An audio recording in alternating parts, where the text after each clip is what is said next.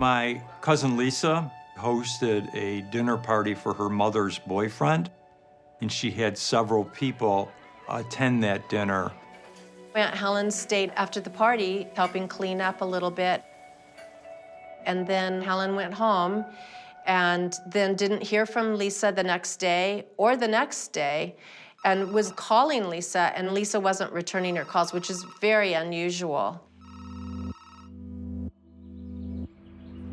And then it went on to Monday, and Helen still hadn't heard from her.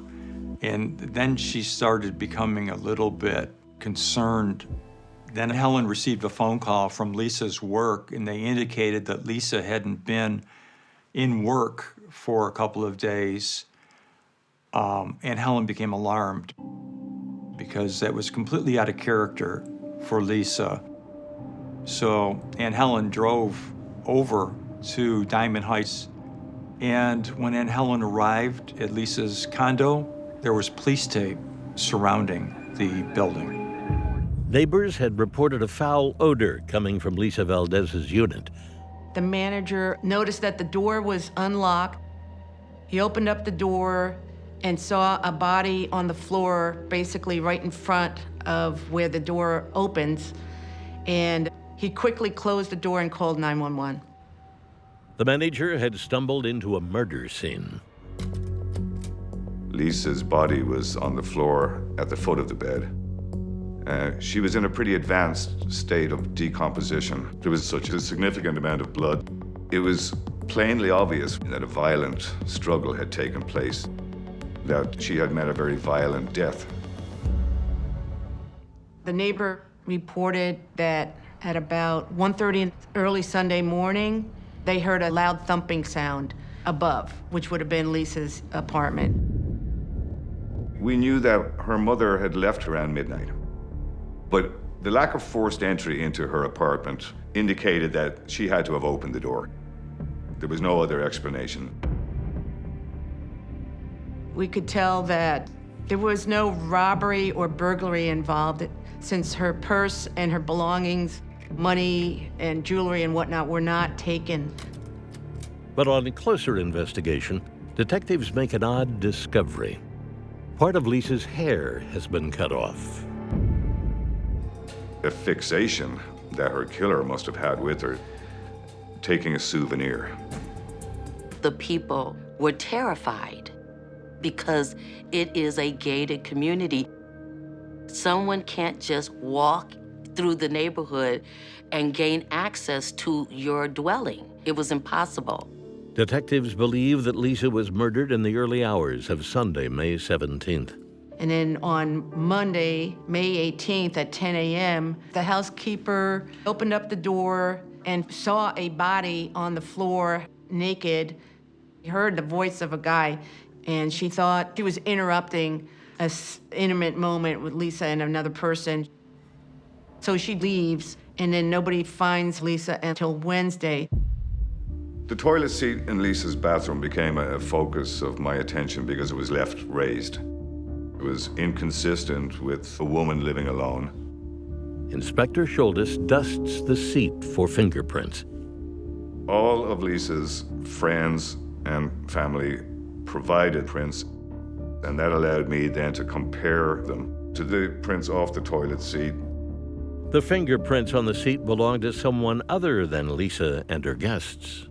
Investigators believe they could belong to the killer. When the blood droplets on one of Lisa's pillows was examined by the crime lab, they were able to determine first that it was not Lisa's blood and that it was of an unknown male profile. My mom was the last to see her alive. She told me that Lisa had a date the next afternoon. We found out that Lisa was dating a person named Albert Cato, and she was going to have a date with him on Sunday, May 17th, 1998. But he canceled the date and said he was out to 3 o'clock in the morning with friends. Police bring Albert Cato in for an interview. As soon as he arrives, they notice a jagged cut on his hand. In a violent crime, We know that when someone is being stabbed repeatedly, that very often the person who's doing the stabbing cuts themselves in the act. And so the fact that he had a cut on his hand heightened the suspicion that he may have been involved in this crime. But on June 5th, they run tests on Cato's fingerprints and on his DNA. Neither matches samples found on the scene. Cato can't be the killer. Lisa received a couple of calls from unknown callers at the wee hours of Sunday morning, but there were a couple of strange messages left by the 19th caller. The 19th caller wants to know if Lisa is home on that fateful night. The weird voice messages were identified as coming from Albert Robinson, who turned out to be a friend of Lisa's, co-worker, and known her for a few years. A few days later, Lisa's family holds a memorial service in the chapel of her alma mater, Mills College. Also in attendance, none other than Albert Robinson, the man behind the odd-sounding voicemails. Albert Robinson presented a letter to the attendees that was very bizarre. He talked about his love for Lisa, that they were going to get married and they were going to raise a family. A very, very completely different take on their relationship than what Lisa shared with her friends and family. Lisa was absolutely not dating Albert. Albert was a person that had always struck me as odd.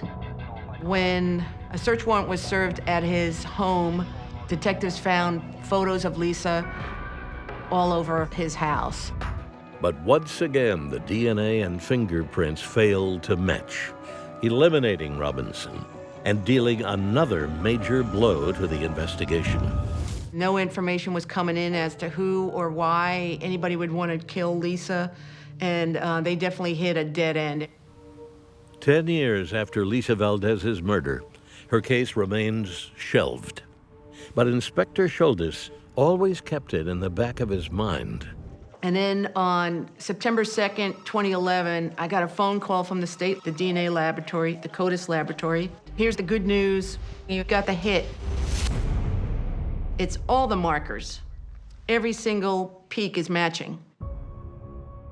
After 10 long years sitting on ice, the case finally heats up. The DNA was in the database for all these years, and it finally matched to a person named Anthony Quinn Hughes. Ronan called me at 9 o'clock at night, and he said, Anthony Quinn Hughes' right middle finger was on that toilet seat. That was just icing on the cake, because now it's 2 pieces of key evidence. Detectives review Lisa's answering machine and find that Hughes had left a message after the murder. It was nondescript and nothing really unusual about it, except for the fact that he made it after she was already dead on May 18th. Did detectives make a crucial error by overlooking the message from Hughes? In my view, the detectives at the time blew it by not going far enough through Lisa's information. On her answering machine, they only went up to 19 people and researched them. And Hughes was the 22nd caller. Investigators also find what appears to be an old contact for Hughes in Lisa's address book. They contacted me in the middle of the night, and I asked them to bring Hughes to homicide. When we showed him a picture of Lisa Valdez and asked him, do you recognize this person? Anthony Quinn Hughes said no.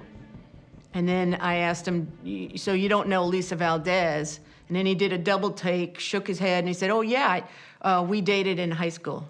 And then we hit him with the evidence and particulars of the case. DNA from you was found in Lisa's apartment from 1998. Okay, you could have been, but you don't remember. Tell me, what is this all about? Okay. Anthony, you know what it's all about. You know very well that she's not alive anymore. No. No, just You can go ahead and cry, you can get emotional, and it's good. It's good. Did I get something to write with me? absolutely. And I thought that he was about to write out a confession. He asked for a pen and a pad. He was bent over and he was like ready to write. And instead of writing, he took the pen to his neck and his stomach in front of us and just went into like a little tizzy. I want to die. You don't want to die. I want to die. You You don't guys wanna- are trying to pin something on me. No, I we're will not trying to die. pin anything on you. You know what we have on you. Anthony, What was going through my head was, why would he do this if he wasn't guilty? If he did, in fact, not have anything to do with her murder, how is it possible that he would be taking his life now? He wants to die now. It was about 11 o'clock on Saturday morning when I told my partner, Kevin, we still got to find Lisa's mom, Helen Valdez, and we got to tell her in person after all those years of not knowing. It was very, very emotional. And I get emotional thinking about it, just remembering how much it meant to her. For some reason, Anthony Quinn Hughes decided to murder his old friend, Lisa Valdez. Exactly why remains a mystery. During the early arraignments, Hughes walked in confident, haughty, arrogant, with attitude, right? And then during the trial, he was a very meek demeanor, hunched over, with a Bible in his hand and wearing a cross around his neck. So that's all, that's all an act. The jury finds Anthony Quinn Hughes guilty of second-degree murder of Lisa Valdez.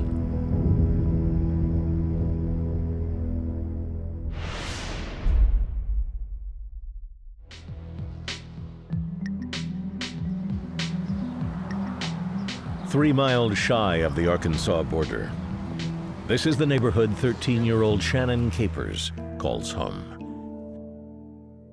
On March 8, 1997, she picks her way through the streets and heads into town. 6 hours later, her family starts to worry. By dusk, worry ripens into panic, and the Capers family puts a call into police. They get a call of a missing 13-year-old juvenile. The local police call me as a juvenile detective, which is normal procedure. Detective Ben Booth takes the report on Shannon and begins to look around. Capers attended the local junior high and had a lot of friends. None of them, however, have any idea where she might be.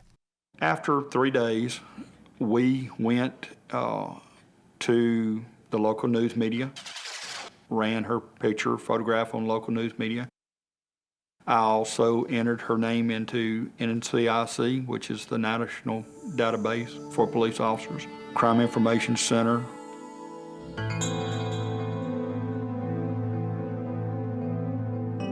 By spring of 1999, Shannon Capers has been gone 2 years. The investigation into her disappearance undeniably cold. On May 5th, Detective Chris Smith is working at his desk when the phone rings. At the other end, a voice with a story about a body. She actually said the case, the girl's name, Shannon Capers, and said that she knew where she was. The caller says the body is buried in the woods, behind the apartments where Capers lived. The tipster also fingers the man who allegedly put Capers in the ground, a local drug dealer named Maurice Tate. I tried to ask her, can you give me a number I can get back in touch with you? How do you know this? Where is this going? She hung up. Later that day, a team forms up along the tree line behind Capers' apartment complex and begins searching more than 10 acres of forest and field. By day's end, the team has come up with nothing, and the search is abandoned. 2 days later, Chris Smith's phone rings again. His tipster is back on the line, telling him they didn't look hard enough. The second call, I felt at the time that she knew what she was talking about. It wasn't just, I think there's a body out here. It was, look, y'all went out there, y'all didn't find it, it's there. You need to go back. The caller directs the team deeper into the woods. Everything was intact. This time, original investigator Ben Booth joins the search. As the day wears on, however, still no body. The chief smoked a cigar, and he discarded the cigar, got rid of it, and it landed right by the skull. The chief looks at me, and I look at him, and he says, "You see what I see?" The human skull is partially concealed, lying in a bit of scrub less than a yard outside the team's search grid. We raked a little bit of leaves away, and we could tell that there was what appeared to be a bullet hole in the skull itself. The bones are transported back to the state forensics lab, where DNA confirms what detectives already suspect. The remains are those of Shannon Capers, and her disappearance has officially become a homicide. Although the trail is 2 years cold, detectives have a single hot lead in the form of an anonymous voice on the phone who knew where the body was, and further claims to know the killer. We began putting our heads together trying to brainstorm who would know that this guy that she reported killed this girl. Who would know that? Detectives shuffle through Tate's romantic past, looking for old girlfriends, especially those who might have a reason to talk. At the local hospital, they happen upon the medical records of a woman who claimed Tate gave her a black eye and an assortment of bruises. The patient's name, Sharnice McKnight. We subpoenaed the records from the hospital, got a good address on Sharnice McKnight in San Antonio, Texas. Cold case detectives book a plane for Texas and a meeting with the woman they suspect might be their anonymous voice.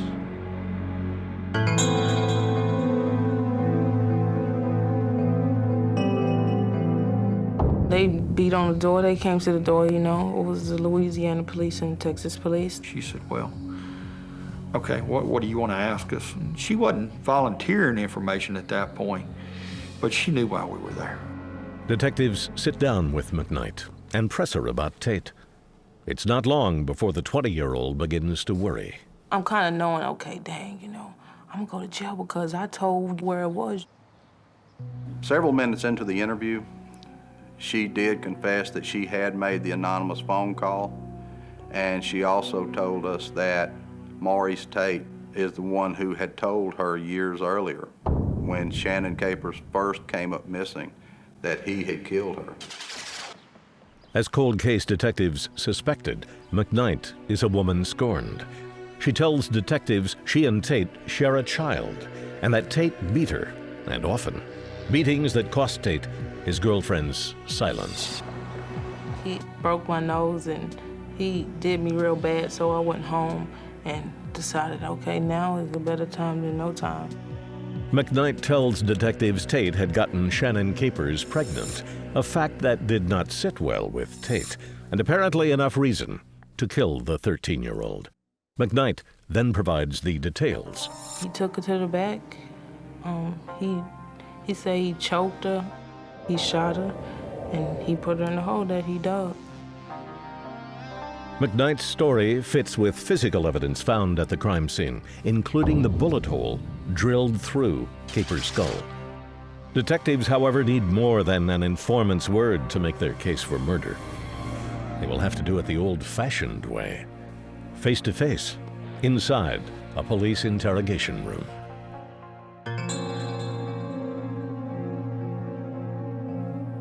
First of all, did you know Shannon Capers? We used to mess around. You just went places together? No, we never go places together. She would come on my house, just, have sex. That's about it. Tate admits he met Capers on the day she disappeared, on a back road, not far from the woods where Capers' body was found. He's not a rookie. He knows what's going on, and he's staying as far away as he possibly can from being named as the one who killed Shannon Capers. You did go into those woods with her. Oh, y'all see me go in the woods with her. And you did kill her. Y'all see me go in the woods with her. That what y'all saying? Are you listening to what I'm saying? Yeah, I'm listening. Okay. I can't be at two places at one time. In two places at one time, detectives press Tate as to what he means by that, and Tate constructs an alibi centered around his bathtub. I can't be taking a bath and on the back road at the same time. That's impossible. Okay, so at the time she was murdered, you were taking a bath? There is at least one problem with Maurice Tate's alibi. Police don't know the exact moment of Capers' death. There's only one person who knew when she was killed, and that's the person who killed her. Tate's misstep is the closest cold case detectives will get to a confession. Coupled with Sharnice McKnight's testimony, Maurice Tate is arrested and sits in the Claiborne Parish Detention Center awaiting trial on a single charge of murder.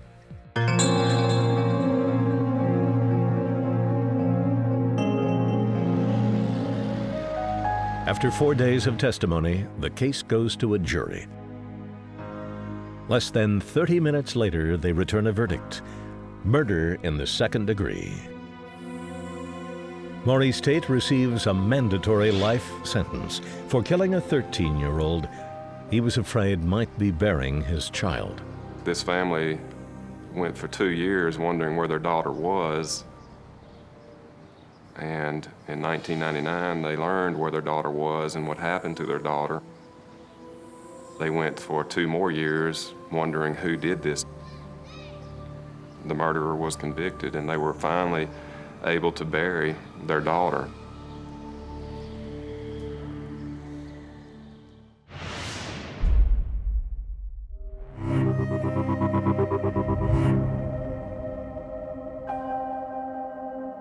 It's February 1981. Patricia Clark is watching a basketball game with her husband, Joe, who works for the Washington County Sheriff's Department. When he gets up to go to the kitchen, Patricia hears what sounds like an explosion.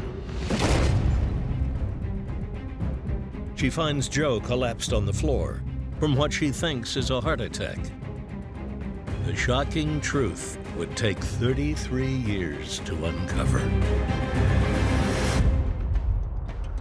Joe Clark was well known throughout the law enforcement community, so it was a big shock.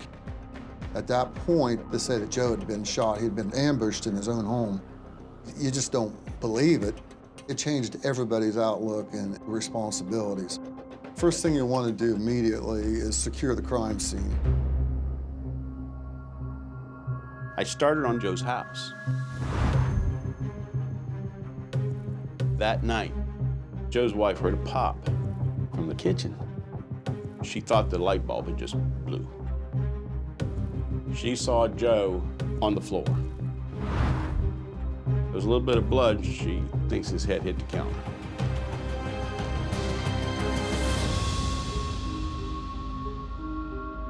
And I looked around. There's a plate glass window in his kitchen. The window was gone. And that's when I see the pellets. There were pellets from a shotgun. And I was beginning to make sense of what happened. The person had gone around the back of Joe's house to where the plate glass window was. The shot came from a shotgun from outside that window at an upward angle. Some of the pellets struck Joe and killed him. On the night of the murder, the officers identified more than 10 witnesses who had seen a blue Ford Pinto parked in the area of the crime scene. Every witness stated that it was idling. As they drove by, the driver of the car would put his hand up in a motion similar to what I'm doing to cover his face. We knew that there's no way the guy could have shot and ran into the vehicle in that amount of time. We believe that there was 2 people involved, one in the vehicle and one that did the shooting. The next day, at the crime scene, I found a military combat boot print. Also left at the scene was a number 4 buck shotgun shell.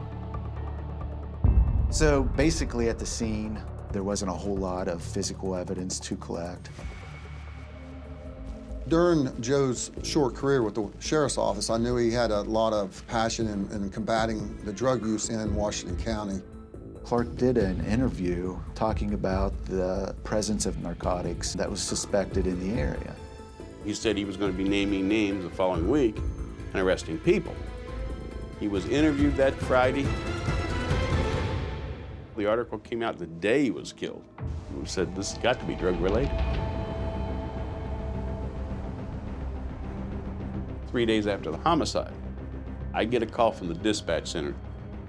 Somebody got shot at this trailer park. I pull up. I'm the first one there.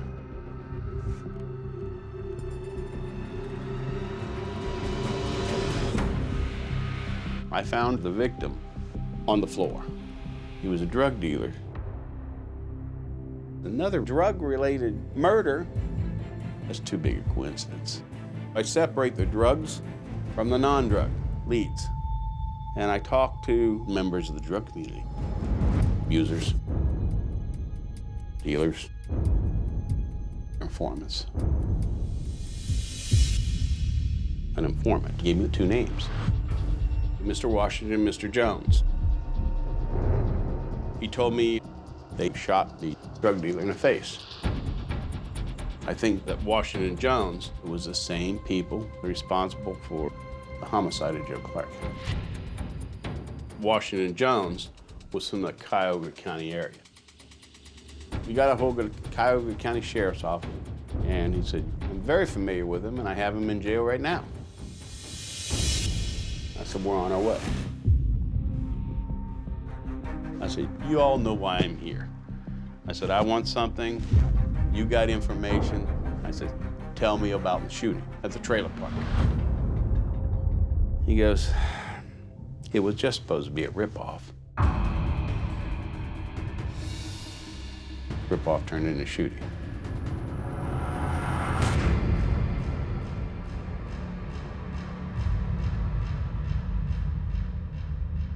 They also said that Mr. Bonner had set it all up.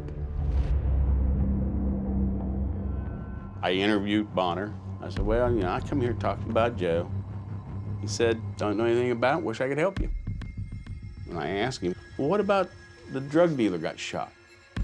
He said, I ain't got nothing to do with it. You cannot charge somebody solely on the testimony of a co-conspirator or co-defendant. So if he don't talk, I got nothing on him. And he didn't. I had doubts and thoughts running in my mind. I followed up every lead I could. I wasn't getting anywhere. I can't do it. So I quit and I went on. It was my first homicide, and I didn't solve it. That's not right. And that's what's haunted me.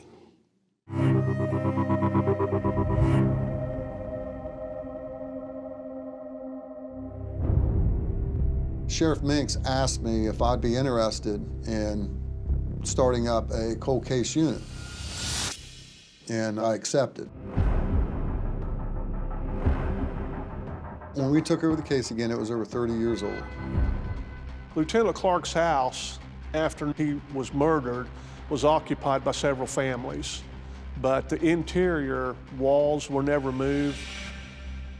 So we asked BCI to bring their scan system in. Based on the imaging done at the house, it was believed that the shooter stood behind a tree within 31 feet of the house, below the window where Joe was standing. Joe was stalked. It was a sniper-type murder, and we felt that there was some type of a grudge. Just getting to the location and staging himself, that takes a lot of nerve. The person who committed the murder knew what he was doing. It was an excellent shot. After shooting various lengths of 12-gauge shotguns, what we were able to determine was the shotgun we were looking for was a shotgun used by law enforcement personnel. What police officer would want to kill Joe Clark? The original investigators never actually looked at another police officer, but we knew about an incident that happened back in 1981 with Matt Bonner. Several months before the murder of Clark, Mr. Bonner had been arrested for breaking and entering. En route back to the sheriff's office, Mr. Bonner continued to maintain his innocence. And then the deputy took him down to the bank of the Ohio River. He struck him a couple times with his fist. Bonner filed a complaint for abuse against the deputy. Lieutenant Clark was involved in launching the investigation into a deputy named Mitch Rubel. Clark made the determination to fire Mitch Rubel. And I remember one of the deputies said that Rubel was extremely upset that night.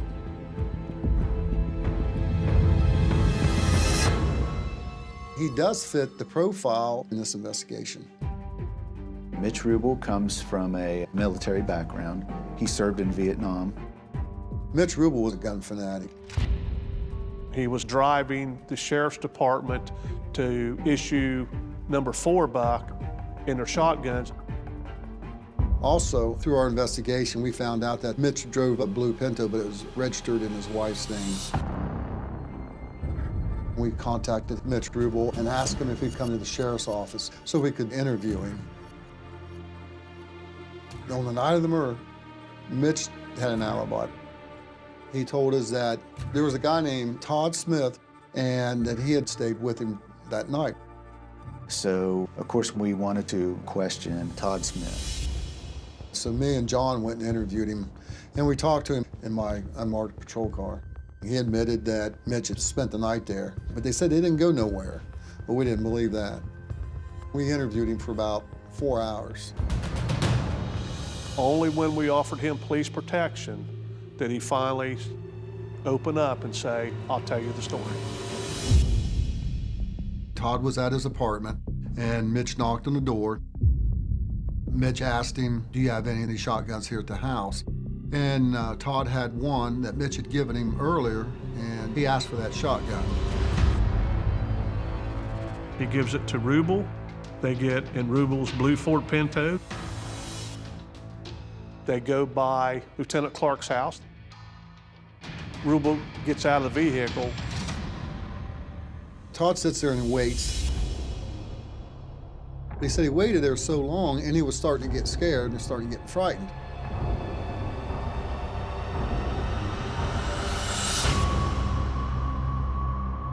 Smith goes back to his house. A short time later, Rubel showed up to Smith's house. At which point, Rubel starts threatening him. Todd Smith provided us enough information that our belief was that Mitch Rubel was likely the shooter. We're going to do everything in our power to recover the murder weapon. Todd Smith told us that one of Mitch Rubel's military buddies owned it at that time. We learned that Mitch Rubel's Air Force buddies were having a yearly reunion at a military museum near Columbus, Ohio. We go out and talk with each of these military friends. The last door we knocked on, he asked if he had ever purchased a weapon off of Mitch Rubel. And the gentleman stated that he had. The gun was so unique, and there were so few of them out there, that we believed we had the right gun. It was a needle in the ocean that we found.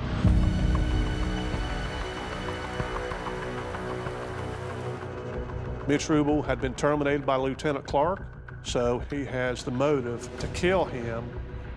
And now we got the murder weapon, so we knew it was time to execute the arrest of Mitch Rubel for the murder of Lieutenant Joe Clark.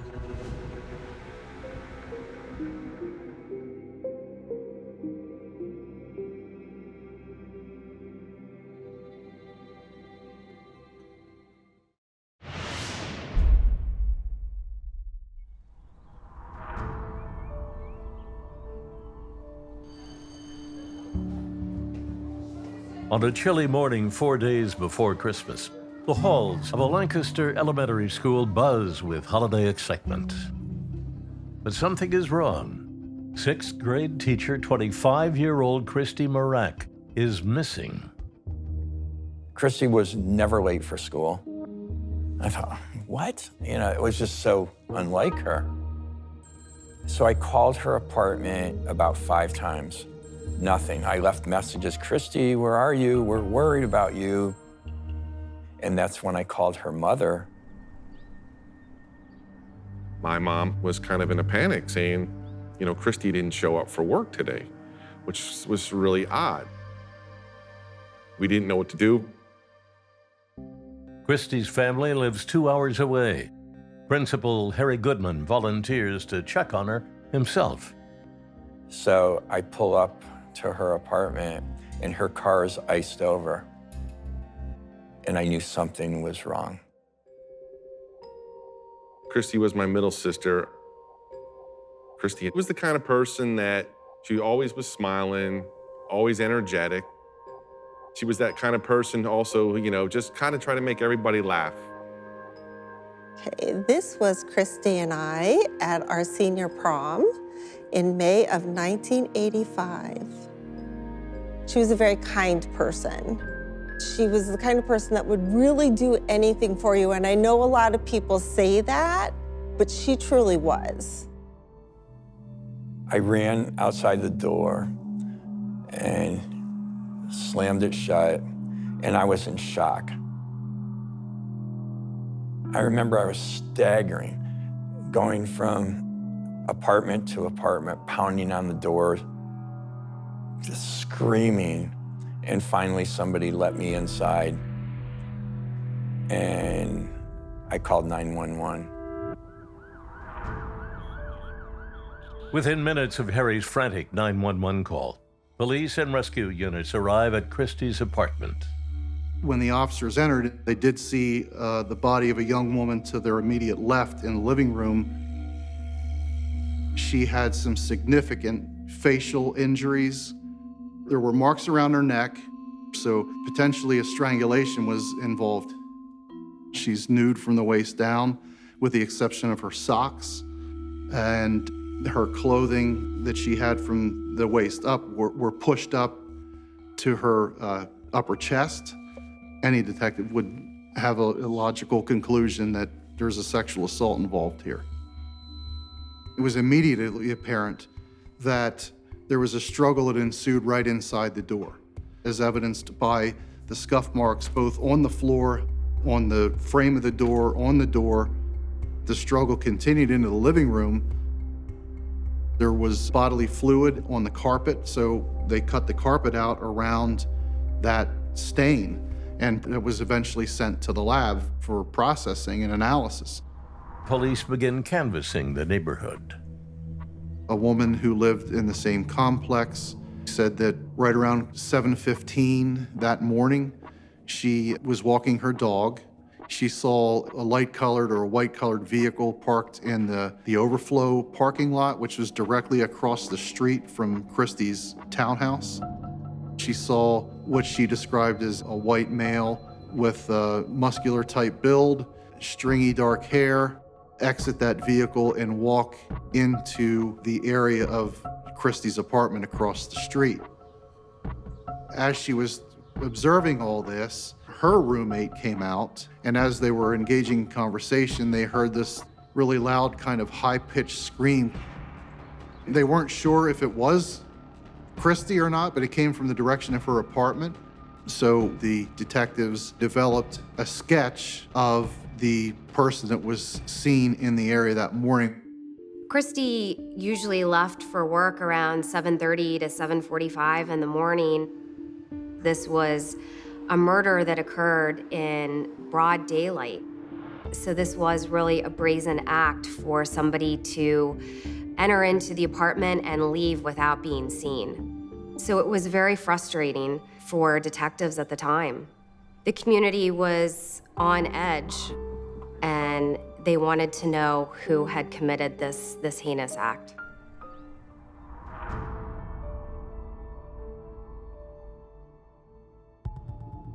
As the investigation moved forward, there were at least 500 people interviewed. Detectives, they were interviewing everybody imaginable. The detectives also learned about a couple of Peeping Tom incidents that occurred right there in Christie's townhouse complex.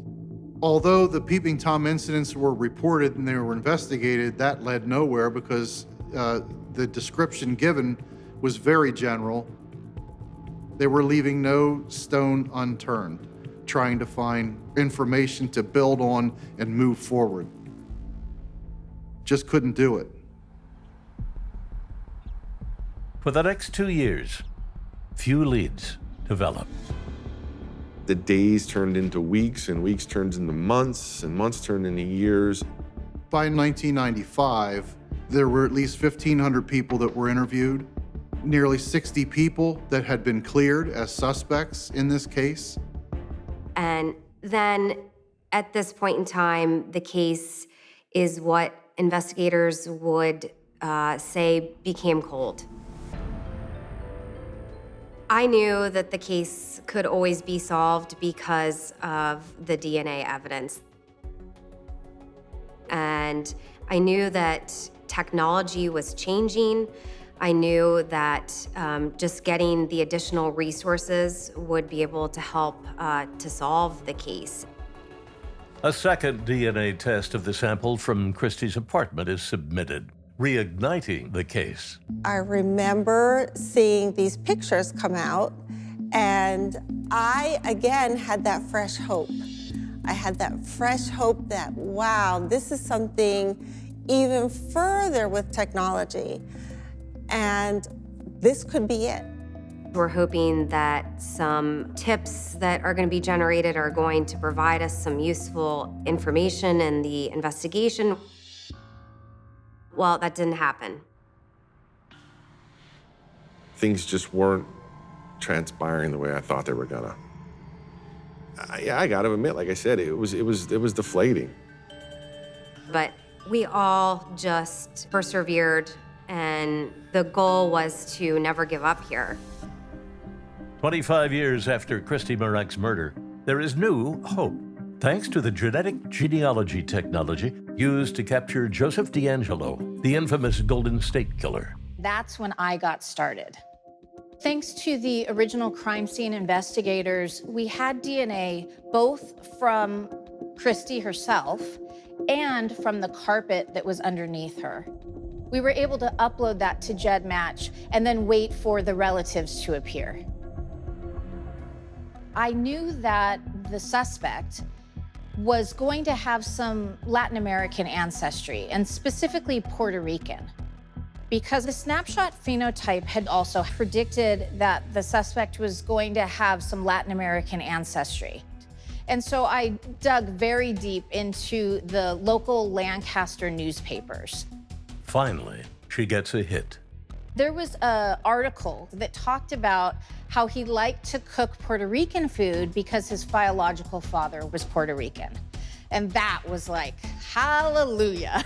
That was the moment where I knew that Raymond Rowe was very likely Christy Marek's killer. Raymond Rowe had been living in the community and had remained in the community the entire time since 1992. He was a DJ at house parties, which ultimately led to him becoming quite successful DJing at local nightclubs. The moniker that he used was DJ Freeze. In later years, he became a wedding DJ that had quite a successful business. We were able to dig deeper into his background and his criminal history, and he did not have any prior felony convictions, which was clear why he had not been in the CODIS database. Raymond Rowe did strongly resemble the profiles, but in order to make an actual arrest, you have to obtain a DNA sample that is going to match the DNA sample that has been entered into the CODIS database. There was surveillance teams established with the assistance of the Pennsylvania State Police. The Pennsylvania State Police followed Raymond to an event at a local elementary school. At the closing of that event, he left behind a water bottle and a cup containing a piece of chewing gum. They were able to compare it to multiple swabs that were taken from Christie's body at autopsy. So there was no question that Raymond Rowe was responsible for this murder. Our working theory is that he was potentially obsessed with her and had stalked her and had been the peeping Tom and had watched her and tracked her movements leading up to this crime. But as far as what the exact motive was, is anyone's guess here. To avoid the death penalty, Raymond Rowe pleads guilty to murder in the first degree, rape, and burglary. He is sentenced to life without the possibility of parole, plus 60 to 120 years. I think that we definitely were able to get justice for Christy and also for her family. It's reassuring to know that her killer will spend the rest of his life in prison.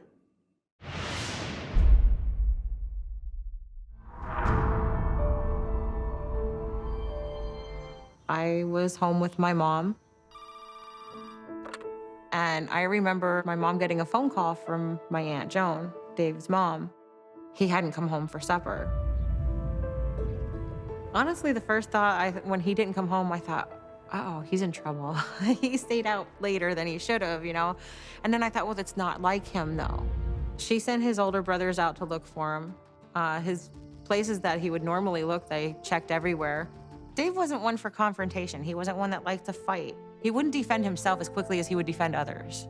He was very affectionate, always hugging his mom, telling his mom he loved her, and his older sister, Virginia. He was out every day on his bike, riding around. And he'd always tell his mom every time before he left the house, "I love you, Mom, I'll be back." And off he'd go on his bike. Back on August 21st of 1985, I saw that there was numerous firemen searching the area down by the railroad tracks. I checked and found out that a young boy had been missing. Initially, I thought it was a runaway, that he might have been staying at some friends' houses or something like that.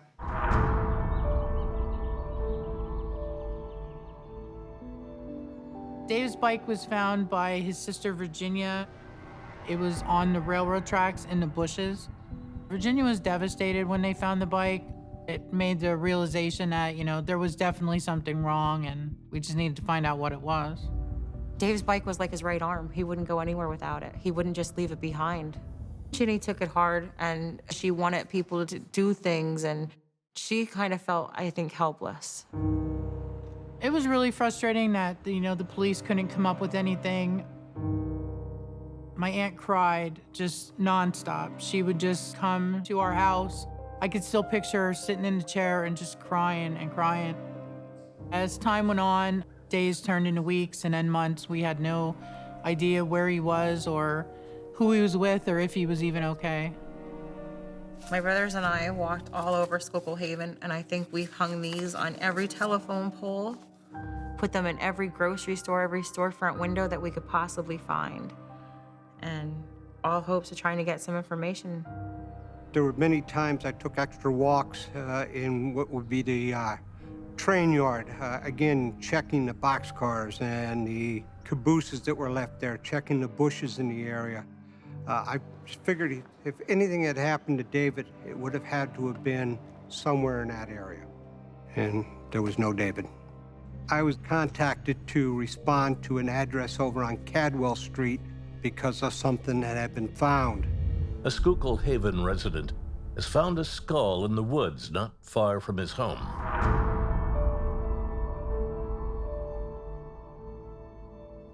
Initially, the family over on Cadwell Street had lost a cat, and they went up into the woods behind their house, and when he was up there looking for the cat, he found the skull. I couldn't imagine why anyone would disturb the remains of someone they found. Call the police, get them there, get them to see everything intact as it was. I've heard of people finding bones and going back to the house and telling the police where they're at, but not collecting them and bringing them back. The man who found the skull takes investigators back into the woods, where there are even more bones. There was a very small opening between the trees, and you could see that there were human remains laying on the ground, and there was clothing that was associated with it. The fact that the remains had a white T-shirt and writing on it was possibly from the Republican, and blue jeans, that pretty much sealed the deal that it was David that had been found. Investigators have no witnesses and no other physical evidence, so they ask an anthropologist to examine David's bones. In addition to teeth marks left by animals, Monge finds a fracture on the back of David's skull. So what happened in the case of David Reed is something clearly hit his head and those suture lines sprung open from each other. Did he fall, like hit his head on a rock? That could have happened. So the cause of death of David is listed as undetermined. One individual named Kathy came forward with information about David getting into a blue van. She even supplied a registration from the van. We immediately had that broadcast across the county. And we were able to run numerous ways of that license plate, you know, a B instead of an 8, and we tried to run it at various different ways to come up with a vehicle that it would match, and none of it was successful. I was sitting in my office one day, and an individual came in and introduced himself as Trooper Bob Betnar, and that he had been assigned to reopen a cold case of David Reed. When I had heard about David's case, I lobbied I wanted to be a part of it. Betnar focuses on the interviews police conducted when David first went missing. This individual did have ties to David Reed's family, specifically his sister and his older brothers. He did not cooperate with the initial investigation. He did not like the police because he was a drug dealer, but he was also incarcerated at this time. And when the police went to talk to him in jail, he wanted nothing to do with them. When I approached this guy, he was shocked that I wanted to talk to him about the death of David Reed. There were always rumors circulating about an abduction that took place, that there was a van that may have abducted David and took him away from the area. I'm not only given the owner of a light blue colored van, but I'm given the identity of an individual that resides in Schuylkill Haven that's a nefarious individual that's sexually abusing children. He fit our profile.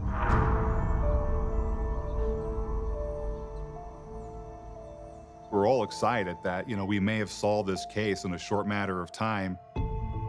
And they're like, hey, Rob, he's here. He's here to talk to you. And they're thinking he wants to talk to me for this case. It was crazy, it was surreal, but the explanation was much more innocent than that. He was there for his annual Megan's Law registration. When investigators dive deeper into this possible suspect record, they discover that he was in federal prison when David went missing. It was very disheartening to exclude the Megan's Law offender. I remember one of my immediate supervisors even coming to me and asking, are we done now? Are you satisfied? You took a shot at it. It was a good run. Bednar hasn't run out of steam yet. We were going to put this case on TV, and David Reed's sister, Virginia, she was going to be the face of this case. We went out looking for witnesses. One of the red flags that people in the community had raised to us is that after David's disappearance, Joe Geiger disappeared. Joseph Geiger was not only a local small-time drug dealer, but he used to grow his own marijuana plants back behind his house. In fact, in the wooded area where David Reed's body was found. I remember hearing stories that, Joe Geiger would be at parties telling people, well, if you want to murder somebody, do it in Schuylkill County because you can get away with it. The family would tell the police that, and, I don't know if they took it seriously or what they did, but not at the time, at least. Detectives want to question the now 40-year-old Geiger. He does walk into the barracks, and he had told us that he'd only seen David around town once, and then he ends up by my house dead. He barely knew him. He had no alibi. He had nothing. And he was boxed in, he knew it, and he breaks. Geiger tells Trooper Bednar, I was there, I saw it, and it was John Fry. In 1985, John Fry, a smaller kid, he's a kid that would get in trouble, drinking alcohol. The story was that John Fry punched David in the face, David fell backwards, and he hit his head, and that's what happened. John Fry gives us a consistent statement with Joe Geiger, only he indicates that Joe Geiger is the person that hit David Reed and not him. We were given very specific facts as to how David died. We wanted to take that scenario to an anthropologist to get a professional opinion. Because of Janet Monge's work and her examination of David, we were in fact able to get the cause of manner changed to blunt force trauma and the manner of death to homicide. Now it's game on. For the first time in 23 years, we can make an arrest for criminal homicide in David Reed's case. John Fry was a right-handed person. Joe was left-handed. David had a fracture on the right side of his face, and we felt if two individuals were facing each other, if there were going to be a fight, that fracture on the right side of the face would have been more consistent with being struck by a left-handed person. We got the warrant issued on August 20th, and really for symbolic purposes, we wanted that arrest made on that anniversary date. Mixed emotions come into play again because we're finally getting him arrested. He's finally gonna pay for what he did. But then it's you had 23 years of freedom to walk around. Joe Geiger is charged with third-degree murder, manslaughter, tampering with physical evidence, and abuse of a corpse. Geiger explained to us that he was growing marijuana plants, and he had discovered that David was stealing his plants, and that he was angry, infuriated by this. Geiger and Fry found David near the empty cabooses on the railroad tracks, a known hangout spot for the young boy. He confronted David in the train, and John Fry was there, and that during the confrontation, he admitted to punching David, and that when David fell backwards, he hit his head off of a metal object. After he hit David, he said he started crying. They panicked and they went downtown and then went back to the train car hoping he wasn't there. And unfortunately, David was still there. He thought he was dead.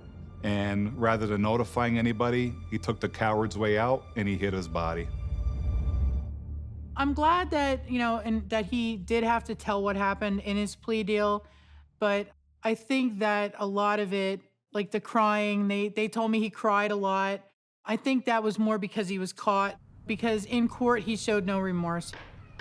A judge sentences Geiger to no more than 2 years behind bars. Joe took away my friend. He took away my cousin. I wish he had the opportunity to grow up as I did, It just seems so unfair, and I'm so sorry that his life was cut so short.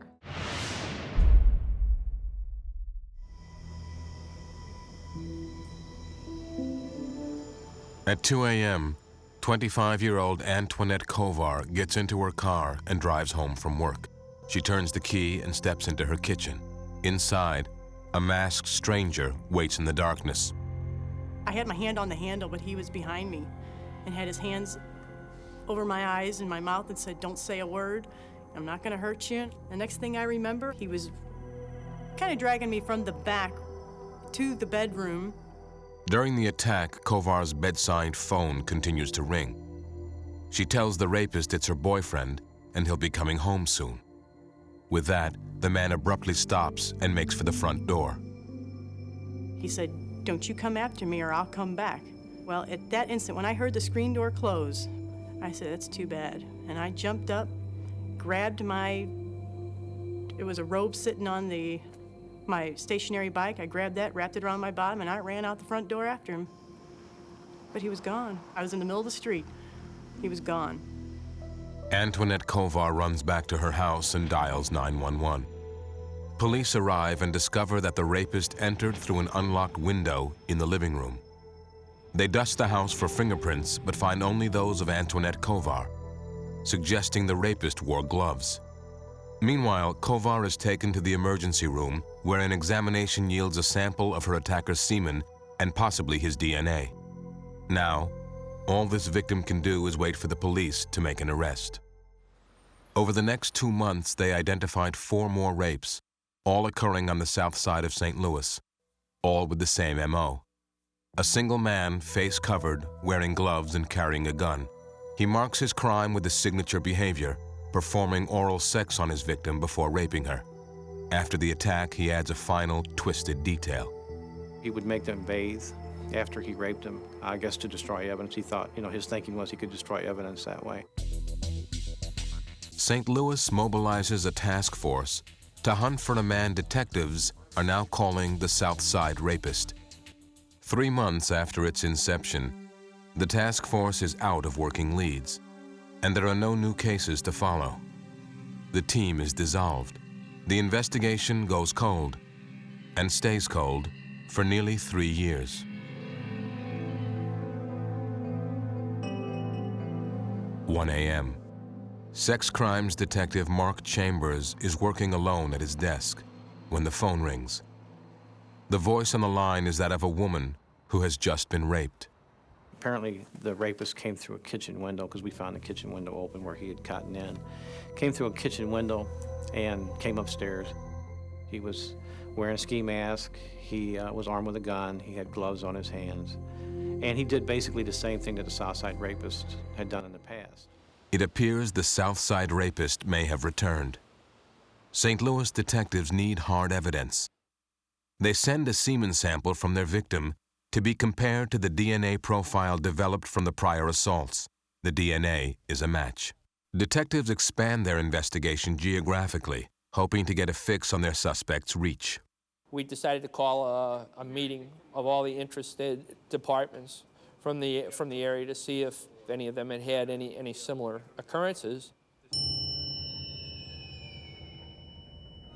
33-year-old Jennifer Jewer lives in a small house with her 8-year-old son. After putting him to bed one winter evening, Jewer relaxes on her couch. Within 30 minutes, she has fallen fast asleep. The next thing I knew, somebody apparently had shut the light off and was sitting on my lap facing me. And he said, "If you make any noise, I'll effing kill you. You hear me? I'll effing kill you." The man threatens Jewer with what appears to be a gun.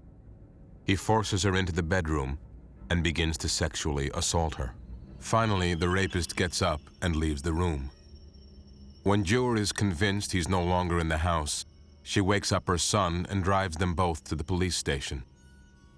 Detectives escort Jewer to the hospital, where she is examined. Using a rape kit, doctors collect evidence from the victim's body and send it to the crime lab for DNA testing. 6 weeks later, DNA confirms investigators' suspicions, and Jennifer Jewer becomes the 13th confirmed victim of the Southside Rapist. Eugene Frigo and his girlfriend are spending a quiet Saturday night at home when Frigo hears a noise in the yard outside. Well, we heard a loud boom and looked out the vertical blinds and seen a face. And then he seen mine, and then he turned around and started running down the street. The man jumps into a van and drives away. Clad only in a pair of shorts, Frigo grabs his keys, gets into his car, and gives chase. 911. Yeah, I was at my house. I heard somebody kicking the cars and everything, and I looked out the window, and there was somebody on my porch. The guy spotted me. He ran away. His car was parked at the end of my street. I got him in front of me right now. His license plate is BMT, Missouri. Okay, I got the plate, sir, but I need you to stop following him. Okay, this guy is moving now. I'm letting him go. Okay, you let him go. You tell me where you are. I'll send the police to you. Sassinger runs the license plate number Frigo provides, but determines that the plates are stolen. Then detectives enter the tag number into the Regional Justice Information System, or REGIS. This database acts as a cross-check, allowing Sassinger to see if any other law enforcement agency has run the plates within the past 5 months. 4 months earlier, Inspector Dennis Simpson had been working surveillance on a house suspected of trafficking narcotics. Part of that surveillance was monitoring who went in and out of the house, writing down license plates of vehicles that came and went. And one of the license plates that I wrote down happened to be one Detective Sassinger was interested in. Sassinger begins surveillance on the house where Dennis Simpson first observed the stolen plates. 14 days later, a van bearing the tag number appears in the driveway. We drove over to the address, and I asked who owned the vehicle. And a person named Dennis Rabbit said he was the owner of the vehicle. And I said, well, guess what? I got a warrant on this vehicle. You know, you're with me. After 4 hours of proclaiming his innocence, Rabbit agrees to provide cold case detectives with his fingerprints and the DNA sample. Investigators then have no choice but to release their suspect back into society. I was working on the computer and I was like, oh my God, it's him. I thought, I even said it in the lab. I was looking at the computer, I was like, oh my God. About fell out the chair. Mary Beth Carr has matched Rabbit's DNA profile to the genetic signature of the Southside rapist. But Dennis Rabbit, it appears, has decided to run. 6 months after the DNA match was first made, St. Louis's Southside rapist has once again made good his escape. A mother calls the police to report that her 15-year-old daughter is missing. She found a note that had a person's name by the name of Nathan Babbitt, a phone number, and a room number. The phone number comes back to the Freeway Inn. Officer Scott Parsons and his partner follow up with a knock on the door of room 121. A middle-aged man answers. He saw both of us standing in our uniforms and raised his hands and said, you know, she told me she was 18, and anytime somebody begins their conversation with a police officer, well, she told me she was 18, there's probably going to be a problem. While Parsons keeps an eye on the suspect, his partner checks the man's social security number. A slew of felony warrants from St. Louis comes back on one Dennis Rabbit. Albuquerque notifies the FBI that Dennis Rabbit is in custody. I'm laying in bed on a Sunday morning, 10 o'clock in the morning. Paul Swenson from the FBI calls me up and says, we've got him. Any relief? On March 3rd, Dennis Rabbit is extradited out of New Mexico. Dennis, when are you going back to Missouri? Detectives set up a video camera, and Dennis Rabbit agrees to make a clean breast of it. And Dennis basically bled his heart. You know, he told us everything. He would get into details of the color of the victim's car. It was amazing, the things that he would remember. I went into the living room, and before I woke her up, I turned the light out. And then I accosted her. I also had that fake pistol with me. And I took her in the bedroom, and I raped her. Dennis Rabbit is describing the rape of 33-year-old Jennifer Jewer. After 2 hours, he has added 23 other names to the list of women he has violated. Rabbit eventually pleads guilty to 49 charges of sexual assault and is sentenced to 5 consecutive life sentences. Thank God they got the right guy, and I didn't have to testify and go through it all over again, because they surely could have dragged it out, and for what reason, I don't know. He admitted to it, and I was glad that it was over. On a November afternoon, a 14-year-old stands on a Seattle street corner and sticks out her thumb. Kathy Devine is unhappy with life and determined to run away. As two friends watch, Kathy accepts a ride from a man in a pickup truck. I remember it as about 3 hours after she left. One of the girls that was with her got a case of conscience and called my mom, said, I just thought you might need to know. To know that she had accepted a ride with a complete stranger and just all of a sudden disappeared from our sight and then never take anything with her. She had most of her personal belongings were at home. We knew she was in trouble. Bill Devine talks to police and reaches out to family and friends. 2 days later, there is still no word. A father begins to fear the worst. Not a phone call, nothing. And at that point, by Sunday night, I was convinced that she would never call us because she would have called by then. I was terrified about it. I really was. On December 6th, Barbara Sailing works her way through the trees, picking up litter left behind by campers. In a small depression, Barbara sees what she thinks is a large mannequin and walks over to investigate. I was going to pick it up as trash. And when I get closer, I noticed her buttocks, and it was definitely not a mannequin. Barbara reports the find to police. Sheriff's detectives from Thurston County converge on the scene. She was facing face down in the salal. Her face was pretty badly, I'm going to say, eroded away, if you will. They were missing the one shoe, and she was wearing a jacket. The pockets had been cut. Her panties had been cut from the middle of the back right down to the crotch. Her breasts had been cut. Working quickly, detectives process the scene. A light but steady rain falls, making it difficult to preserve valuable evidence. Investigators take note of a rope, pieces of a chain-link bracelet, a tire track and shoe print. Jane Doe's body is transported to the medical examiner's office, where investigators try to identify their victim and rebuild the last moments of her life. Due to decomposition, the medical examiner is unable to determine if the victim was strangled to death or had her throat cut. As detectives on the scene suspected, there is considerable evidence of sexual assault, including semen collected from the body. Of paramount importance, putting a name to the dead girl on the table. We couldn't put her in the county as a resident, and we're wondering, how she got here. Hitchhiking was, of course, the first thing that came to our mind. If Jane Doe is a hitchhiker, the first place detectives want to look is the closest major city. That would be Seattle. A sketch of the girl, as well as clothing and jewelry, are shown on the local news. Sherry Devine is at home watching. And I knew it immediately. She had a patch that was a dragon, very unique because she'd taken it off another piece of clothing. And I looked at my mom, and I said, Mom, that's Kathy. You need to call the police. Thurston County's Jane Doe is identified as Kathy Devine. A team of detectives moves into Seattle and begins working the streets near where Kathy was last seen alive. Her friends provide, at best, a sketchy description of the pickup Kathy climbed into. And most importantly, no one can provide a description of who was driving the truck. In time, the investigation falters, and Kathy Devine's murder goes into the cold files. Detectives scour Seattle, looking for someone who might have caught a glimpse at the truck Devine climbed into. When that fails, they return to Thurston County.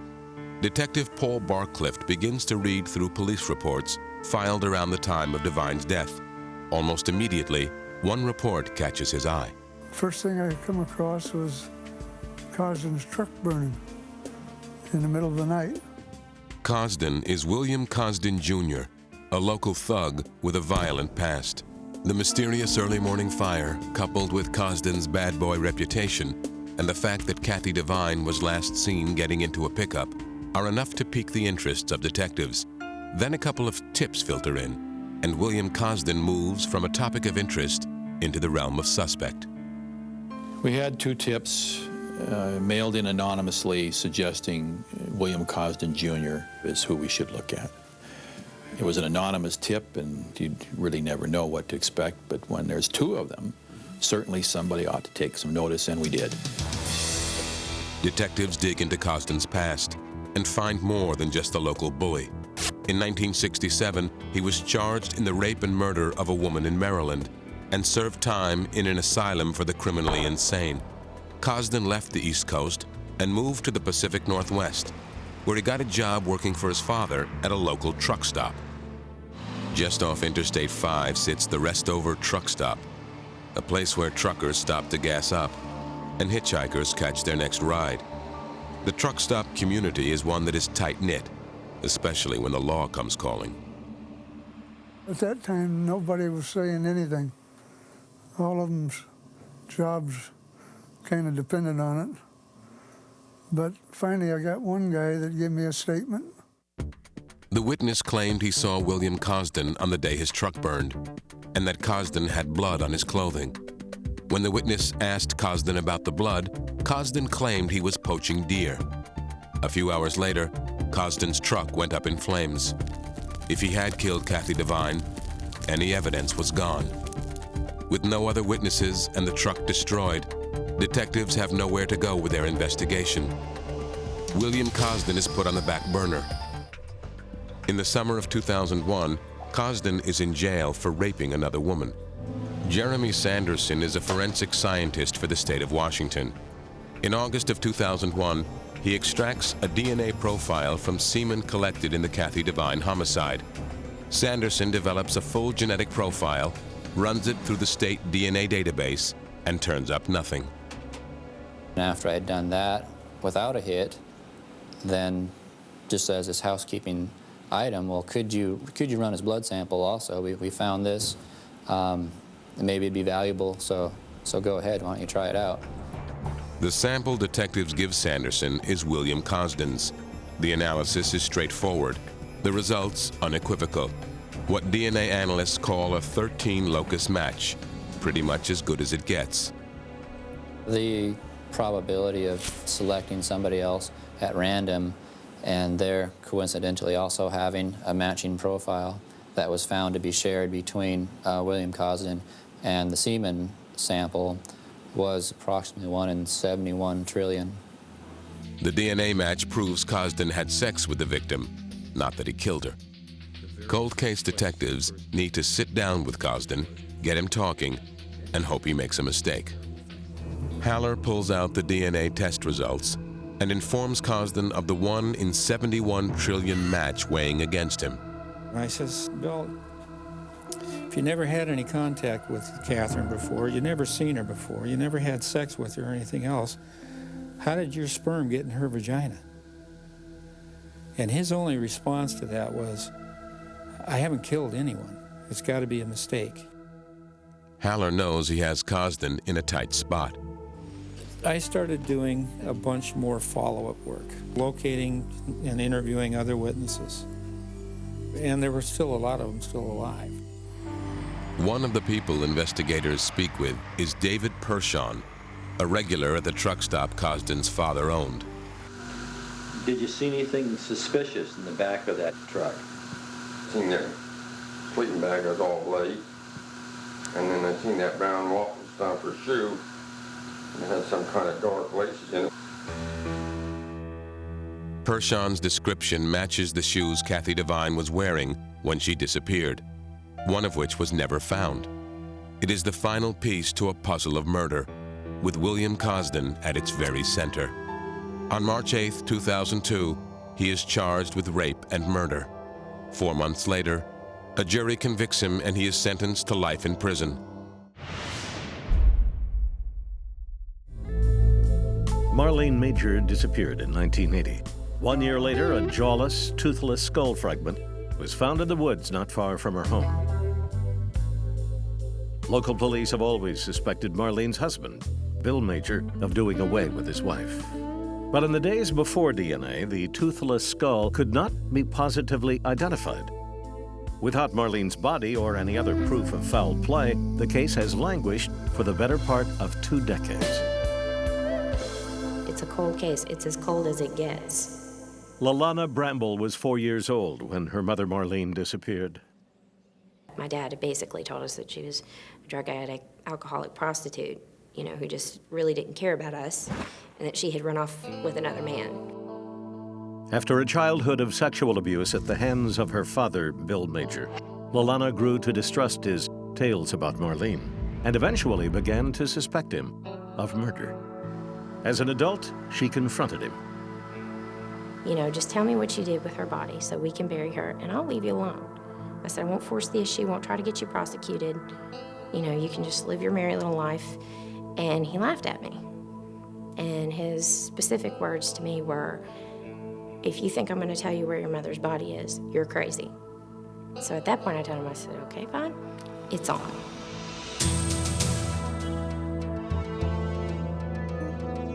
In the winter of 2000, Lalana begins sowing the seeds of her discontent in the Boone County Courthouse.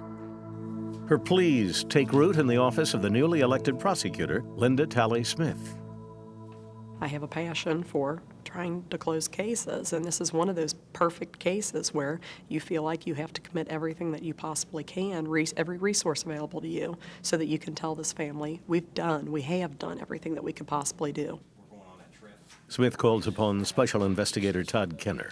His first task, transform Marlene Major from missing to dead. Of course, the first thing, one of the most important things, was doing the DNA identification of the skull. So we contacted the daughter so she could do a swab. Using the process of mitochondrial DNA, samples from the skull fragment are compared to those from Lalana Bramble. The results indicate that the two samples are maternally linked. In other words, the skull must belong to Marlene Major. And that's the information we needed. And then, of course, my next step was I contacted the family and said, it is Marlene, positively. After 20 years, the whereabouts of Marlene Major is no longer a mystery.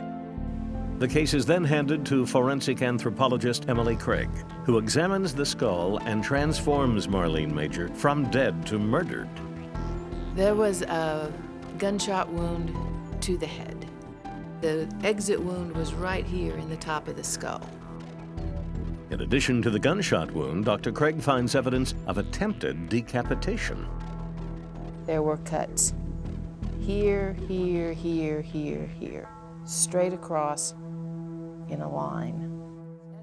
Using a thick-bladed cutting instrument such as an axe, the killer attempted and probably succeeded in decapitating Marlene Major. Then he turned his blade to her jaw. There were striations right through here that indicated to me that there was a deliberate attempt to remove those ligaments or sever those ligaments with a knife. Because as soon as you get through those ligaments all the way around the joint, then the jaw will come off. A killer who shot Marlene Major, then decapitated her and removed her jaw to obscure her identity. One by one, the pieces of the puzzle are falling into place, forming as they do an image of Bill Major. Now the state looks to Major's own words to make the picture complete. One philosophy that I've always had is that you need a statement from a defendant. I don't care if it's a denial, if it's a go to hell, or if it's a complete confession, just anything that nails them into their version of what took place. In 1996, Major allegedly confessed to the crime during a phone conversation with his father. He says, I killed Marlene. I said, you little bastard. Obviously, that statement is a great statement, but there was a lot of animosity between Jim Major and Bill Major. And so, you know, the credibility of that type of witness is all automatically suspect. The alleged confession was never recorded. Now cold case detectives hope to get a second admission on tape.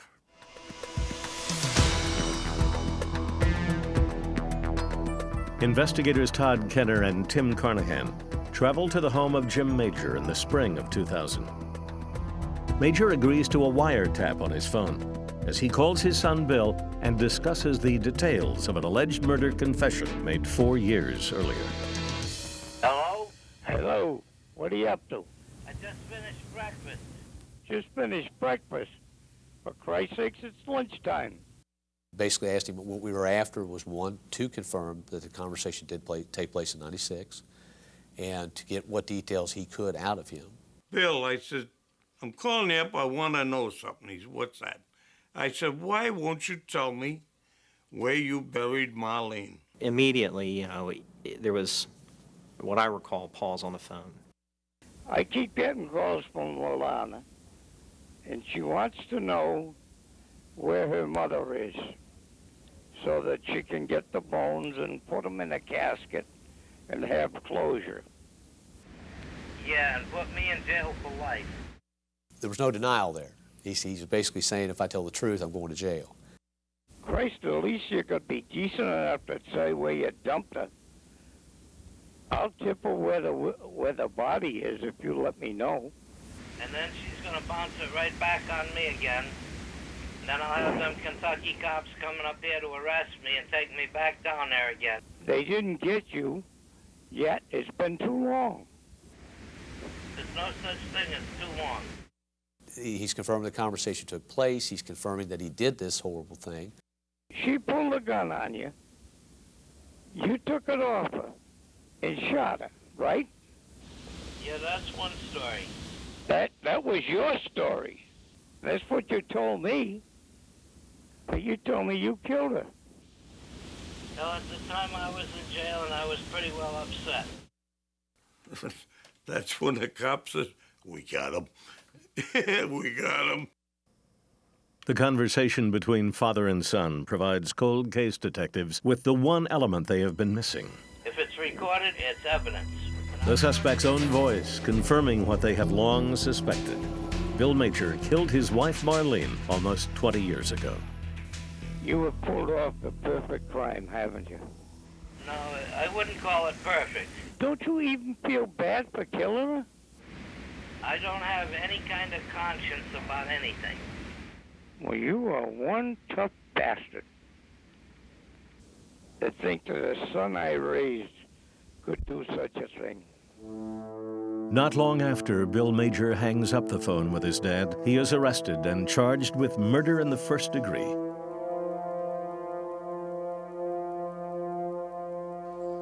At trial, a mountain of physical and circumstantial evidence, together with the defendant's own voice, cast a long shadow over Bill Major. It takes the jury less than 1 hour to find him guilty of murdering his wife and then dismembering her body to obscure her identity. To sit down and think about how he would have manipulated her head to pull her teeth out and to remove her lower jaw reminds you of horror movies that you watch on TV. And the thinking of her eyes looking up at him as he's pulling her teeth out. That's a person without any feelings. Bill Major is sentenced to life in a Kentucky prison. For some, the sentence is too light. There's no good son of a bitch I'd hang him myself if I could get my hands on him. For Bill and Marlene's daughter, Lalana, the verdict brings some relief, some comfort to soothe the painful memories of a family torn apart by the sins of a father. I've always felt a certain amount of guilt over her death because in my mind, and I know my brother feels the same way, she died to protect us, trying to protect us from him. And I sat there and I thought, she's finally going to be at peace.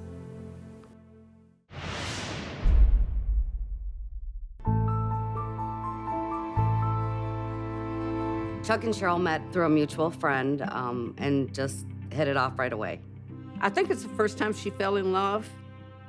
I mean, she had other boyfriends, but she knew Chuck was the one. All she wanted to do was get married and start a family.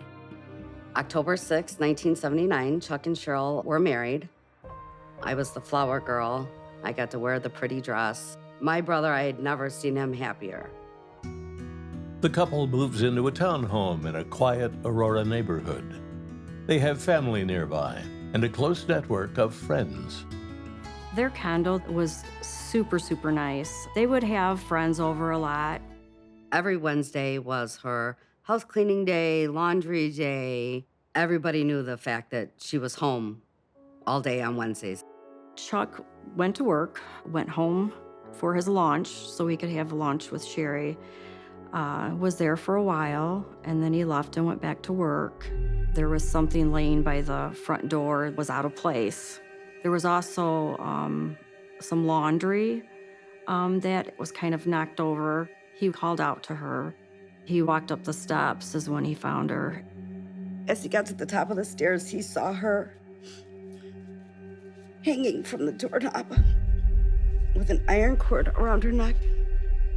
He attempted to do CPR on her, and then he ran downstairs and he ran to the neighbor's house. The neighbor was a nurse, and they called an ambulance or the police.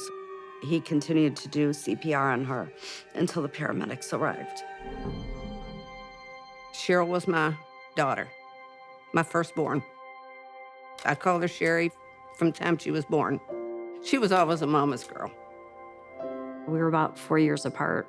We always got along, even though there was a big age gap. She would play Barbies with me. We were really close.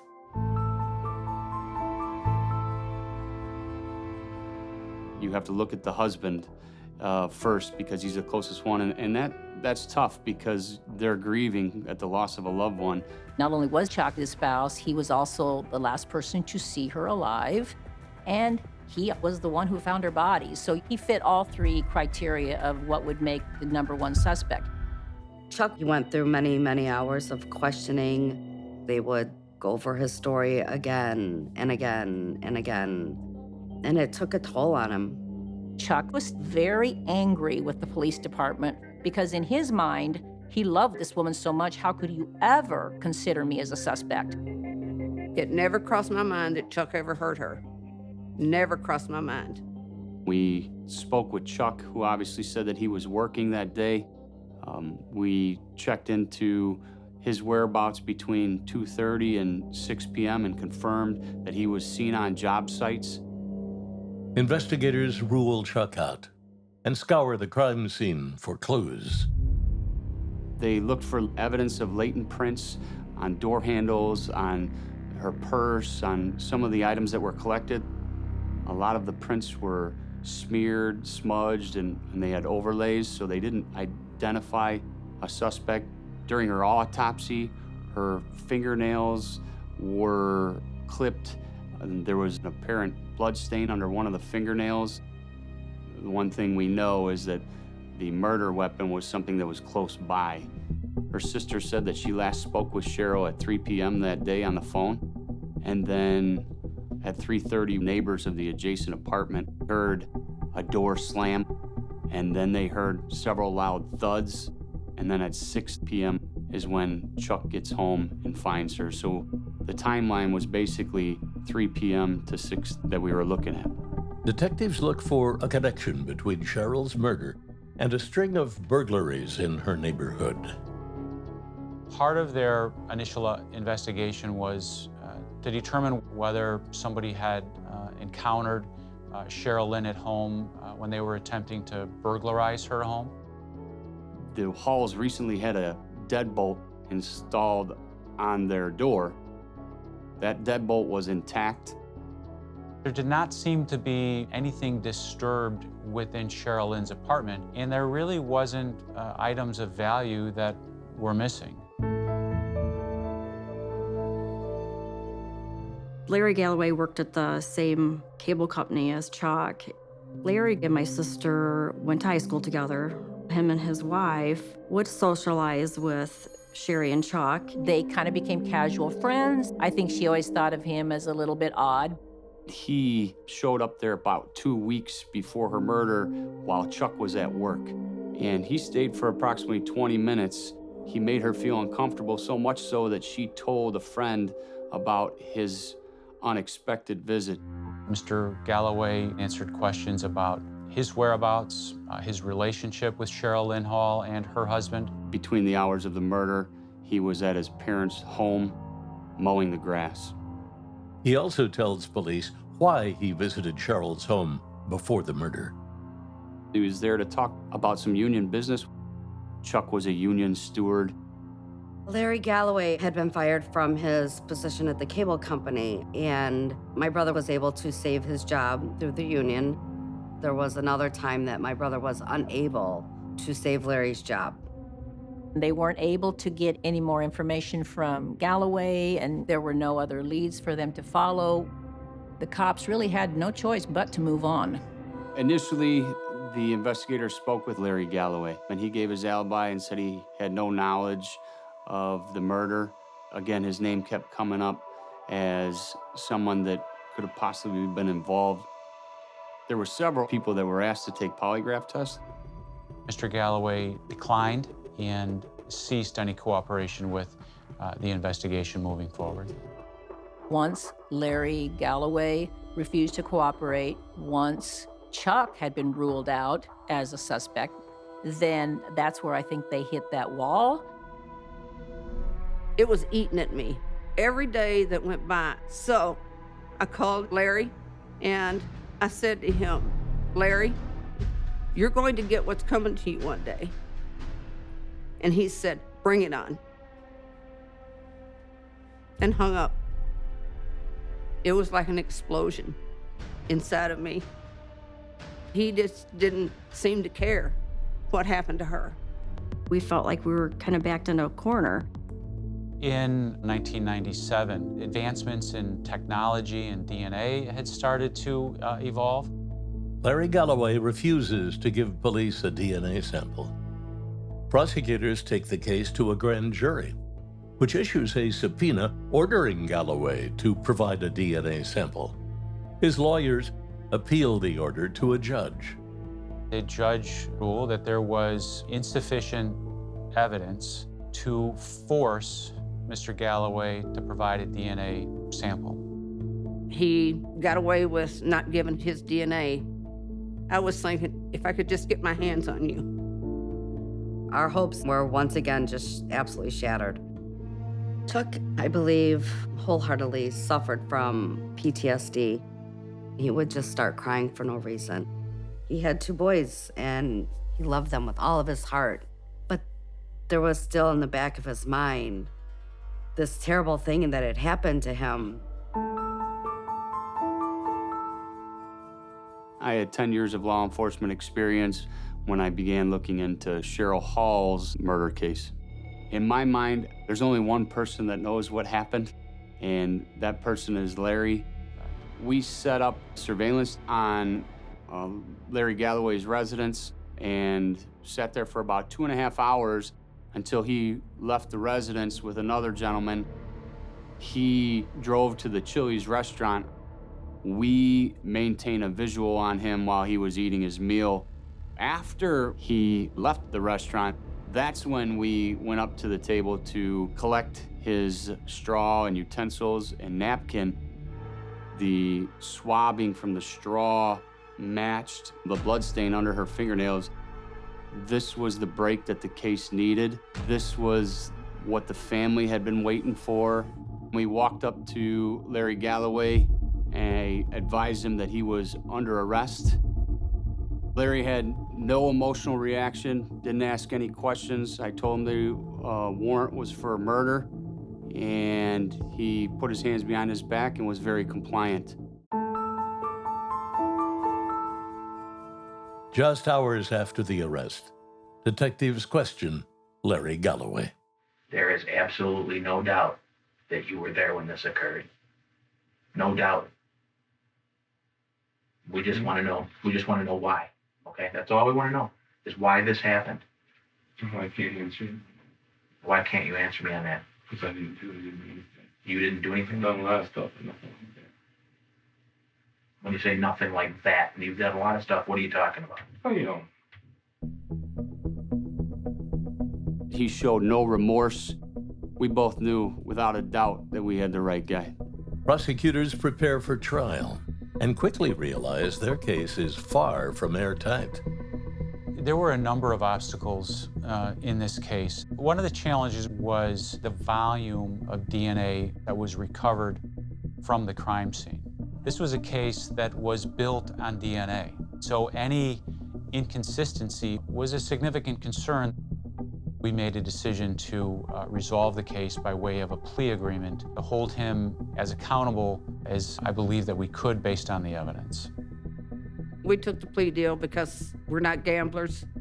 Justice for Sherry was definitely not worth gambling. As part of his plea agreement, Galloway must admit that he murdered Cheryl Hall. But he doesn't have to say why he killed the young woman. Why would you do that to her? Why would you harm her? If I could just know why, then I think maybe I could live with it a little better.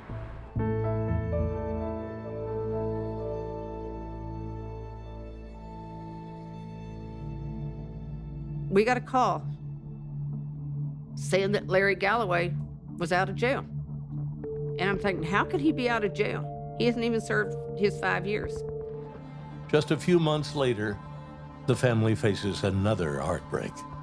Cheryl's widower, Chuck Hall, succumbs to the cancer he'd been fighting for several years.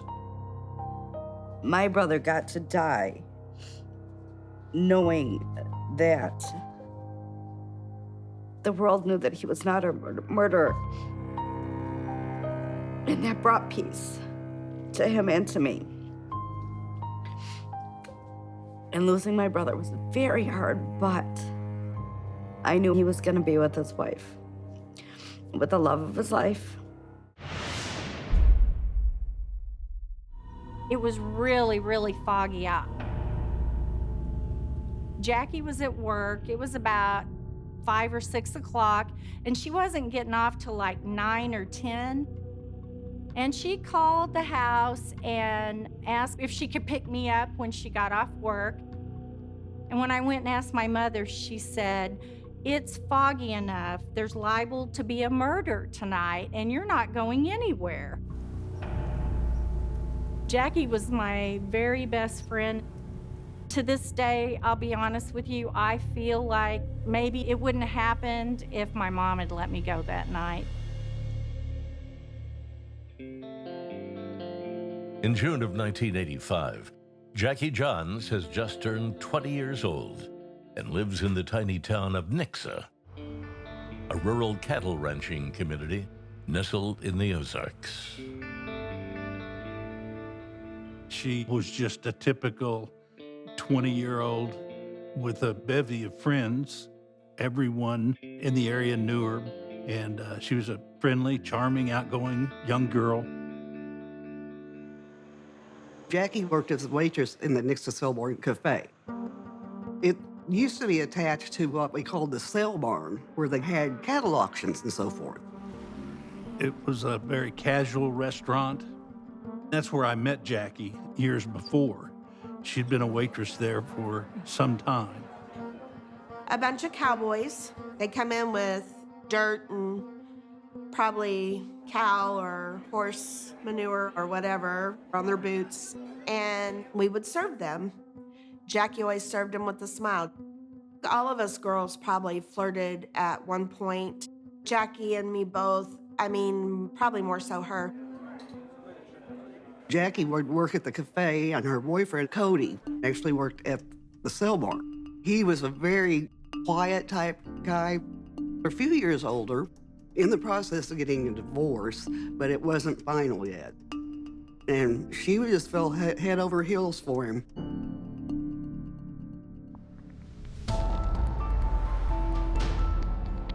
Oh, I'll never forget that day. My dad called and he said, "Oh, they found Jackie's car along the highway." And I thought, oh gosh, that silly girl has run out of gas. I thought she probably had spent the night with someone and just left her car over there because that was something she would do. She was really spontaneous about just, oh, I'm gonna have fun, I'll just go do this. I get a phone call from my friend Dana. She was at the cafe, and she said, "Is Jackie with you?" And I said, "No." But I could hear something in her voice, and I'm like, "Why? What's up?" And then she's like, "They found her car on 160, and she's not in it." And I lost it. I was just numb. The call goes out to Christian County Sheriff Dwight McNeil, who was just 33 years old and new to the job. There was blood that had spattered about the inside of the vehicle. There were a pair of jeans located that had one leg turned inside out. There were some women's undergarments. It was clear from the volume of blood that someone had been seriously injured and/or died as a result of the activity in that car. As the search for Jackie continues, Sheriff McNeil questions her boyfriend, Cody. Cody is one of the last people to see her before she arrived at the convenience store. So that was extremely important to get him eliminated as a suspect as quickly as possible. Cody tells police that he was home alone when Jackie went missing, but has few other details to offer. He's a tough guy. He's a cowboy and a ranch hand, and not the kind of guy that wears his emotions on his sleeve. There was no one to corroborate his alibi, but no one had anything to say about Cody. He wasn't a violent type of person, a jealous type of person. 4 days after Jackie disappeared, her parents get a phone call that confirms their worst fears. I was actually at my mom and dad's house, and the phone rang, and it was one of my dad's friends. They were camping down at the Lake Springfield, and he called to say they found a body. 2 fishermen had located a body floating in the Springfield Lake, which was approximately 4.5 miles, 5 miles north of where a car was discovered. The body was still floating, with a nude female, but there was no question of who it was. The autopsy on Jackie's body revealed that she died as a result of blunt force trauma, and that she had been apparently raped. There were puncture wounds that were consistent with the lugs that were on the face of the bumper jack. We were also able to recover a semen sample, which was fortunate considering the length of time that she'd been in the lake. 4 days after Jackie's body is found, the family lays her to rest. Desperate for any kind of lead, Sheriff McNeil sets up a hotline for tips on the case, hoping that someone in the small town saw something suspicious that night. It doesn't take long. 2 men who were purchasing fuel on that night at the convenience store had seen a very distinctive pickup truck backed into a bank parking lot directly across the street from the convenience store. It was white over powder blue. It was the 60s model Chevrolet Cheyenne. And this particular truck had custom aftermarket wheels on it. The odds of there being 2 trucks that looked like that in southwest Missouri at that time were very, very remote. Neil believes the truck belongs to Gerald Carnahan, the son of a prominent Nixa businessman. Everyone in Nixa is pretty familiar with the Carnahan family. Gerald's father had been involved in a number of successful ventures, including a foundry that was located just about a mile south of the Sale Barn Cafe. Gerald Carnahan was a very clean-cut, professional-looking fellow, and came into the office for his interview as cool as he could be, but professing that he would do anything he could to help the investigation. He knew Jackie. He admitted that in the interview from the Sale Barn Cafe. And we said, we have witnesses who placed Gerald's truck at the scene where Jackie was last seen. He denied that and stated that he was at home. Carnahan's alibi is his 19-year-old stepdaughter. We made contact with his stepdaughter, who told us that she and Gerald had been out to dinner on that evening. But it was her story that they arrived back home and Gerald never left the house again, which was absolutely inconsistent with the eyewitnesses who'd seen his truck at the convenience store. Carnahan also tells investigators that Jackie had briefly worked for his family's business. She quit There were allegations that Gerald had hit on her while she worked there and then continued pursuing her after she left. Then another witness calls in about that one-of-a-kind truck. And that witness turned out to be Gerald Carnahan's brother. If you drive straight across Highway 160 from the convenience store, the road makes a sweeping curve. At that time, there was a large hayfield on the right, just west of Gerald's parents' home and Jackie John's home. And he saw Gerald's truck parked in that field at that intersection. The brother says that Gerald asked him not to give this information to police. We asked Gerald to take a polygraph examination, which he agreed to do, but the following day, at the appointed time, he failed to show up. Dwight McNeil now has deep suspicions about Carnahan's alibi, with no fewer than 3 witnesses saying his truck was near the crime scene that night. But the sheriff still has no solid proof linking Carnahan to the murder itself. McNeil asks prosecutors to charge Carnahan with tampering with evidence by pressuring his stepdaughter to give him an alibi. The grand jury sends Carnahan to trial on the tampering charge, based on the highly questionable alibi he gave to police. The judge throws out the charges for lack of physical evidence. A young woman, I think she was around 18, was walking down the street when Gerald Carnahan pulls up next to her and attempts to kidnap her. And she managed to get away, but he is apprehended.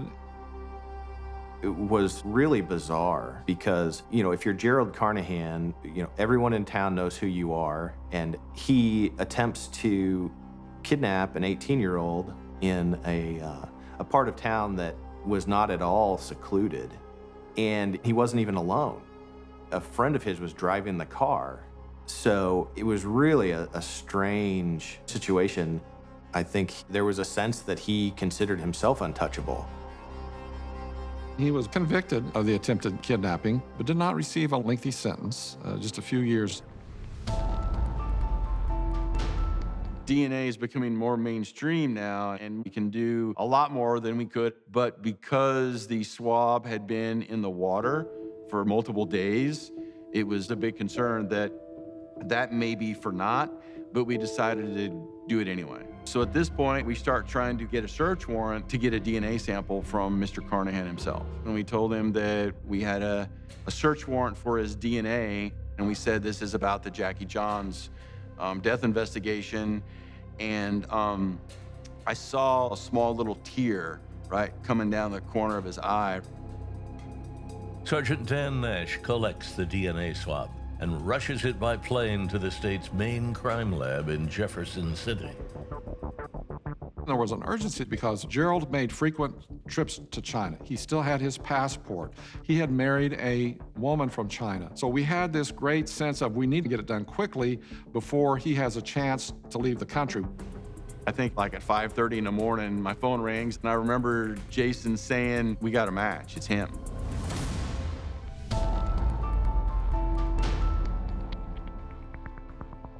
Prosecutor Darrell Moore charges Carnahan with the rape and murder of Jackie Johns.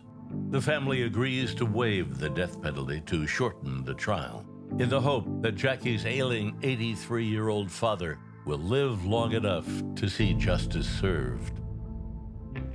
And then the judge read the verdict. He's guilty of first-degree murder. He's guilty of rape. The jury sentenced him to 2 consecutive life sentences without the possibility of parole. It's not really closure, but I feel like there was justice, finally.